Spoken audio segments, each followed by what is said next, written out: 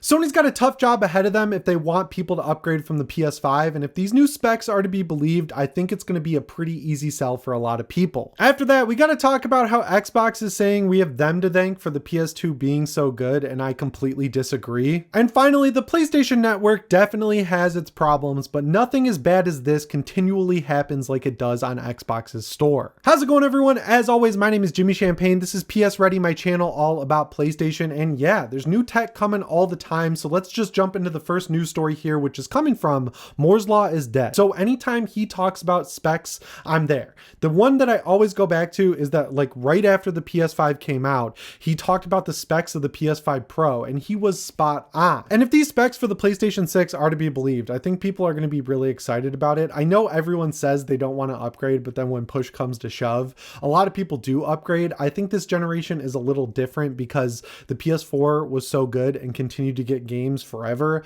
that people weren't incentivized as much to upgrade. But when push came to shove, I mean, a lot of people upgraded to the PlayStation 5 and adopted it as their first console. So yeah, I get why people are upset, but I think most people will upgrade to new hardware when it is offered to them. The key thing that's going to make the PS6 awesome is AMD's UDNA architecture. If you don't know, the PS5 is on RDNA 2. I'm pretty sure they're about to hit RDNA 6. So it's been 4 generations since the PS5's tech was released, and things have only gotten better since then. And I think a lot of that's going to be influenced by FSR4 coming over, the new version of PSSR, X, Y, and Z. But the point is, what they're targeting with the PlayStation 6 is true 4K 120 FPS and allegedly 8K 60 FPS. I'm less concerned with 8K because I'm not buying an 8K TV. I've got my whole house outfitted with great 4K OLEDs. I've seen an 8K TV in real life. I legitimately can't see the difference. I could see the difference between 1080p and 1440p. I could definitely see the difference between 1440p and 4K. I play all my games at 1440p and I think it looks great. So I don't really know what the big fuss is about 8K, but I don't really care. And theoretically, if I stick with 1440p or even 4K, I'm going to get the best FPS, which at the end of the day is what I care about most. A locked 60 or 120 FPS is my ultimate goal with any game, and it looks like the PS6 is going to offer that, which is awesome. And I think this is an achievable goal for them because the days of the next gen console fully replacing the last gen console, unfortunately, are over. The PS5 is going to last a long time. Like, even if they release the PlayStation 6, the PS5 and PS5 Pro, if we go by the standard that was set during this generation, is going to be supported as far as they possibly can into the next generation. What I really hope is that we don't get Unreal Engine 6 to line up with the launch of the PS6, because Unreal Engine 5 still doesn't work right on the PS5. There's stuttering, there's frame drops, there's tons of issues with it. And when we get the PS6, that's going to be the best console to run Unreal Engine 5 on. If they want to release Unreal Engine 6, I hope it at least takes 2 or 3 years into the life cycle, because once that happens, I don't care what they market the PS6 as, 60 FPS is out the window. It's just not going to work because Unreal Engine is always a generation ahead. So even if the PS6 is super powerful and lines up with 4090 graphics cards, the 4090 is not going to be able to get 60 FPS out of Unreal Engine 6. So the PS6 definitely won't, because of course they're going to try and sell it at a lower price point than equivalent PCs. As far as the price goes, I think it's going to be cheaper than PC tech, but I think the days of $400 or $500 consoles are just over, and they're going to have to figure out a way to get it to that price to get people on board, because, you know, the high tech people, the people who want the best tech, the PS5 Pro owners, me, are probably going to be okay paying that price for a new console. The average person who just wants to play Madden or Call of Duty is going to look at that price tag and say they'll wait for a sale. So hopefully going into the future, they can figure out some way to subsidize the cost, but I think they're just going to have to go back to what they did back in the day with the PS1, 2, and 3, which is sell the console at a loss. You're already making so much money on games. It really doesn't hurt that bad to sell the console at a loss. To make a profit on the PS5 was noble for them this generation, and they did it. You tick that goal off. Don't continue trying to do it going forward if you want to keep people engaged on your ecosystem, because if you're at $700, spending $100 more for a better PC is an easier pill to swallow than, you know, spending $1,000 on a PC or $500 on a PS5. That's a $500 savings versus a $200 savings, which is probably what you're going to look look at if you want a PC with an equivalent spec to what you're going to be able to get from the PlayStation 6. One interesting thing that I think is going to make people happy though about all of this is that on the podcast Moore's Law is Dead did with Colin Moriarty from Last Stand Media, is that he said that 2028 is what it looks like Sony's targeting. All the data we've heard from every other leaker says 2027, but as someone who's getting a lot of enjoyment out of my PS5 Pro playing games like Death Stranding 2, Dark Tide, and everything else, I think that console has a lot more juice in it that could be extracted. So if they wait till 2028, which would make the life cycle 1 year longer than the PS4 life cycle, I think that's going to be fine. But yeah, regardless, shout out to Moore's Law is Dead and his Broken Silicon podcast. I've been going into the backlog of that podcast, and I think it's great for not only finding out new info about what's coming down the line, but also explaining a lot of this higher tech stuff if you're not super in tune with what these numbers and words mean.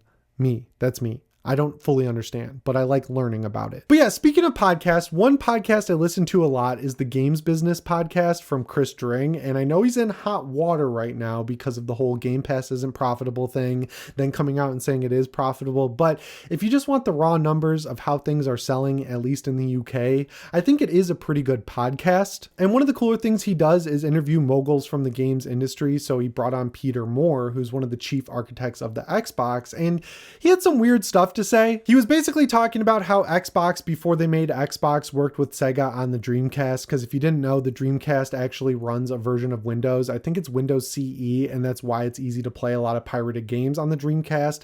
And then that kind of inspired them to work on the Xbox. But he was talking about how it influenced the PS2 to be the best it could be. And what he specifically said was, every incumbent needs a challenger to punch them in the face, right? And you know, from the perspective of what Sega was, it was keeping the PlayStation honest. They would not have delivered the power of the PS2 without the specter of the Dreamcast. I'm just going to be honest with you guys. I don't know what this dude is smoking, but I want some. Like, obviously they look at what the other publishers are doing, like what Sega was doing with the Dreamcast, what Xbox was doing with the Xbox, and they tune things minorly accordingly. But if you compare the PS2 to both of those consoles, it was underpowered. It's just crazy hearing this coming from a guy who started Xbox, that all the way back then, they don't understand why Sony got to the position they're at.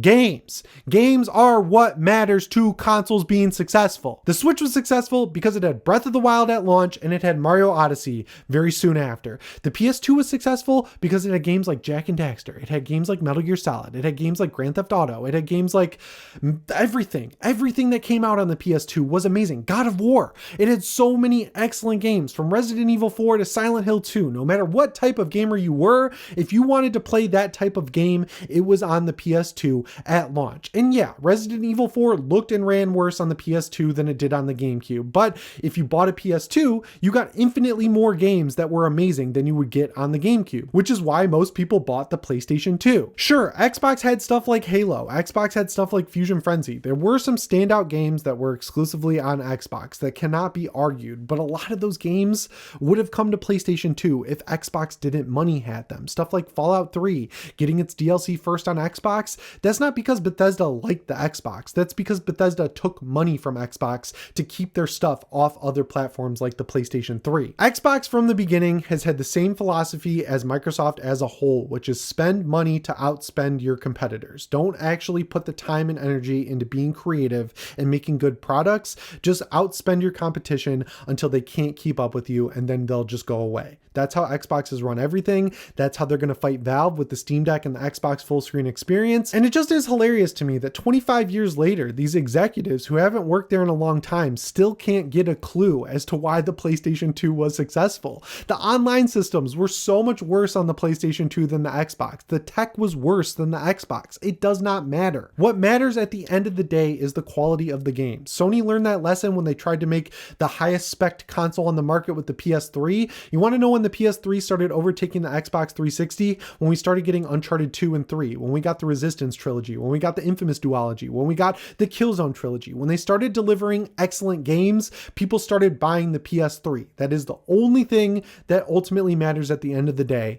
And I can't believe people who helped shape the Xbox still don't get that 25 years later. Yeah, the Dreamcast is awesome. I have one. I think it's cool. Resident Evil Code Veronica X was excellent, but if you compare the launch lineup of the Dreamcast to what we got even on the PS2, it's not a competition, guys. You need to make a console that's easy to make games for and has a lot of great games coming to it. That's all that matters at the end of the day. That's all that's going to matter into the future. That's why Xbox is bowing out of hardware. They just don't have the games to back up their hardware. And finally, speaking of Xbox screwing up, I know the PSN gets a lot of flack, specifically from me, for not being great. The PlayStation Store was massively improved from the PS4 to PS5. I'm glad it's a native app and not a web browser anymore, but the online services go down a lot. They don't work great all the time, and like the speeds that you get using Wi-Fi on the PlayStation ecosystem need to be studied in a lab, because every device I own gets the full gigabit from my gigabit Wi-Fi, but the PS5, no matter where I put it in my house, gets like 400 down and up, and I don't understand why. They also have a problem with scam games and weird stuff getting pushed up to the store, but they've never had an issue like this that's actually happened twice on Xbox. So for around 6 months, you could buy a game on the Xbox store called Anti-Gravity Racing Wipeout for $14.99. And if you looked at the screenshots, it looked very similar to Wipeout, but it was recently found